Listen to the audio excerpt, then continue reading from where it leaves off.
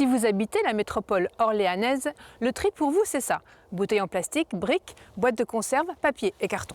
À partir du 1er février, vous pourrez ajouter pots de yaourt, de crème, blisters, barquettes d'aliments, sachets, mais aussi tubes dentifrice et plaquettes de médicaments. Objectif, trier 100% des emballages. Pour faire face à cette augmentation des déchets à traiter, cette usine ici au nord d'Orléans a dû être modernisée. Pour optimiser et automatiser encore plus le tri, il a fallu installer par exemple un robot de tri et doubler le nombre de trieuses optiques. L'ensemble de ces équipements nous permettent d'aller beaucoup plus loin dans la valorisation des différentes matières.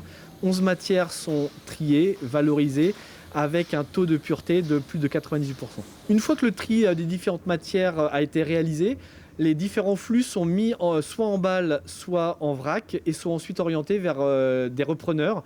Ces repreneurs réintégreront cette matière première dans des nouveaux produits.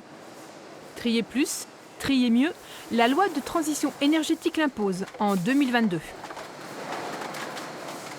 Nous, les collectivités locales, notre rôle, c'est de mettre en acte un certain nombre de grandes résolutions. Concrètement, ici, c'est 14 millions d'euros d'investis.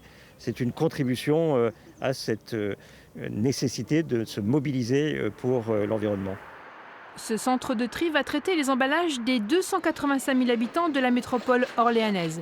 D'ici à 2 ans, il prendra en charge les déchets de l'ensemble du département du Loiret, ainsi que ceux d'une partie du Loir-et-Cher, soit une population de 650 000 habitants.